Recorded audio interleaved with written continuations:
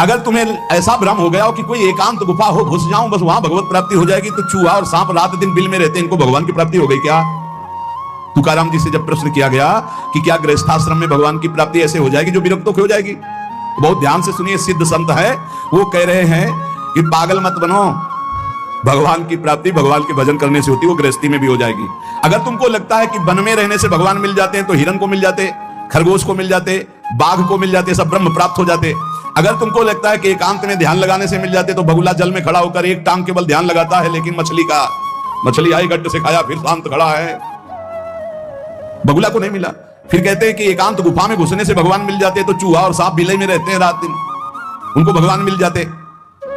तो इसलिए हम तुमसे कह रहे हैं कि ये ची चपड़ की बातें छोड़ो। तुकाराम जी कह रहे हैं घर में विट्ठल का मंदिर बना, घर को ही विट्ठल का मंदिर बनाओ, ठाकुर विराजमान करो, आप सेवक हो जाओ, बढ़िया भोग लगा के पाओ, नाम कीर्तन करो, कथा वार्ता करो, अपने कर्म को भगवान को अर्पित कर दो, भगवान की प्राप्ति हो जाएगी। हम तुमसे पूछते हैं, जो लोग सोचते हैं अन्न नहीं खाएंगे तो भगवान की प्राप्ति हो जाएगी, तो कितने ऐसे जीव हैं हमारी प्रकृति में? तुकाराम जी कह रहे हैं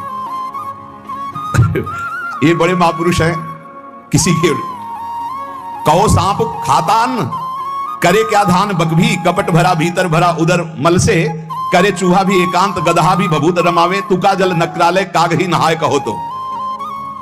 क्या अन्न न खाने से भगवान मिल जाएंगे? अगर हां, तो बहुत से पक्षी ऐसे हैं जो केवल फलाहार रहते हैं, बहुत से ऐसे हैं जो घास चर के रहते हैं, ना वो अन्न खाते हैं ना कुछ और, कुछ है फलाहार, कुछ है तृण चरते हैं, कुछ है पानी पी के केवल रहते हैं भैया, केवल पानी से। इन सबको भगवत साक्षात्कार हो जाता है क्या? केवल पानी से रह रहे तो भगवत साक्षात्कार हो जाएगा, केवल फलाहार रहे तो उनको भगवत साक्षात्कार हो जाएगा। तुकाराम जी कहते हैं कितने हैं वायु भक्षण करते, केवल वायु पी करके जीते हैं, भीतर कपट भरा है, बाहर ये सब छोड़ रहे हो, कुछ लाभ नहीं मिलना है। चूहा बिल में एकांत में रहता है, भगवत प्राप्ति हो गई। गदहा खूब धूल में ऐसे लौटता, धूल लगाने से तो क्या उसे भगवत प्राप्ति हो गई, महापुरुष है।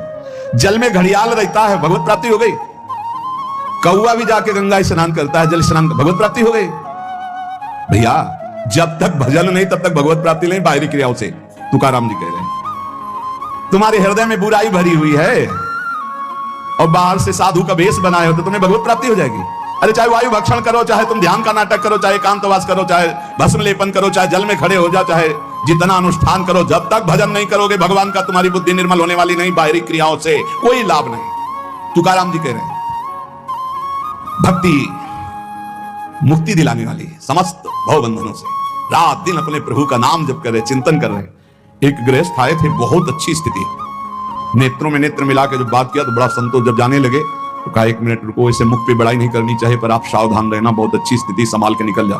बस उन नेत्रों से ऐसे किया चुपचाप, गंभीर मुद्रा, प्रश्न बहुत जोर का और स्मरण में बिल्कुल तन्मयता, एक एक चेष्टा उनकी बता रही थी। बहुत बढ़िया, बाजी मार ले जाओगे, कोई तुम्हें प्रणाम नहीं करेगा, कोई दान पुण्य नहीं, कोई नमस्कार नहीं, बहुत जल्दी निकल। विरक्त भाव में रात दिन भगवान के भजन में व्यतीत करो, तभी बात बनेगी। केवल इन सब बाहरी बातों का देखो इसीलिए खंडन किया तुकाराम जी ने। जो इस देह से ज्यादा प्यार करते हैं वो सीधे नरक का रास्ता तय कर लेते हैं। बहुत संभल के चलने की जरूरत है। इस देह के राग को मिटाने के लिए ही तो भगवत मार्ग में चले, चाहे गृहस्थ हो चाहे विरक्त। तुम अपना स्वभाव बनाओ आत्म कल्याण के लिए। शरीर को ज्यादा सुख दोगे, ज्यादा सुख भोगोगे तो नरक का रास्ता पुष्ट कर देगा। और शरीर का त्याग भी नहीं करना है कि मतलब, क्योंकि शरीर के बिना भजन नहीं होगा, शरीर के बिना साधना नहीं होगी। तो उचित खिलाओ पिलाओ, उचित विश्राम और खूब भजन और सतमार्ग की चेष्टाओं की। इसको इतना भजन कराओ कि इसका भाव ही नष्ट हो जाए कि मैं शरीर हूं। तुकाराम जी कहते इसमें संदेह नहीं, वैराग्य की बातें करने से वैरागी नहीं हो जाता। जब सुंदर सुंदर भोग, सुंदर सुंदर रूपवान भोग शरीर के सामने उपस्थित और भोगने की इच्छा ना हो, उसका नाम वैराग्य है।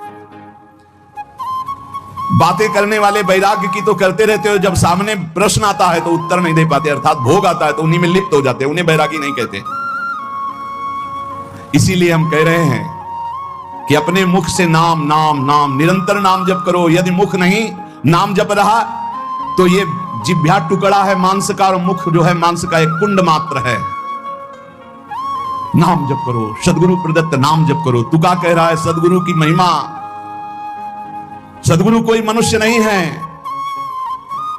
चितनासी न लगे बेल काही तया न लगे मूल वाचे सदा सर्वकाल राम कृष्ण हरि गोविंद।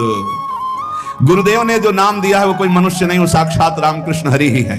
बंदो गुरुपद कंज कृपा सिंधु नर रूप हरि। उन्होंने चिंतन के लिए तुम्हें जो दिया है, सारा समय उस चिंतन में लगा दो। अमूल्य है तुम्हारा जीवन। हर समय राम कृष्ण हरि गोविंद नाम जिह्वा पर बना रहे। चिंतन नासी न लगे बेल सर्वकाल करावे। चिंतन के लिए कोई समय नहीं है ऐसा कि हम नहा धो के भी चिंतन करेंगे। अगर शौचालय में ही मृत्यु हो गई तो हर समय नाम जप, हर समय नाम जप। सदा राम कृष्ण हरि गोविंद का चिंतन करो। एक सत्य सार यही है, ना फलाहार रहने से, ना जल पीने से, ना वायु भक्षण से, ना इन सब बाहरी बातों से भगवत प्राप्ति नहीं होती। भगवत प्राप्ति होती सदैव भगवत चिंतन करने से, नाम चिंतन करने से। भगवान नाम कीर्तन भगवान की प्रसन्नता के लिए, भगवत कथा भगवत प्रसन्नता के लिए। तुकाराम जी कहते हैं, गीता है, श्रीमद् भागवत है, ये भगवान की प्राप्ति के लिए चर्चा हो रही है। जो भगवत प्रसाद रूप मिल जाता है उससे जीवन यापन का, जब तक जीवन है हमें हर समय भगवान नाम जब, भगवत कथा, भगवत भक्तों का संग, यही करना है।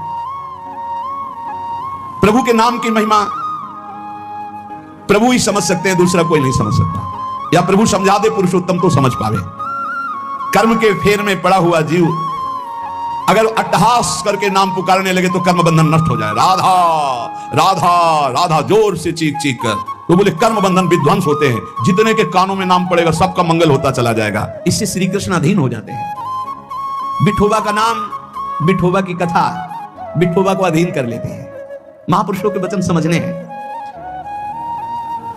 जैसे सत स्त्री के अधीन उसका पति हो जाता है, उसके आचरण, उसका व्यवहार अपने पति को अधीन कर ले, ऐसे सद्भक्त भगवान को अधीन कर लेते हैं। यहां तुकाराम जी भगवान की अधीनता के लिए कह रहे हैं, तुम अपने परमार्थ को खो मत।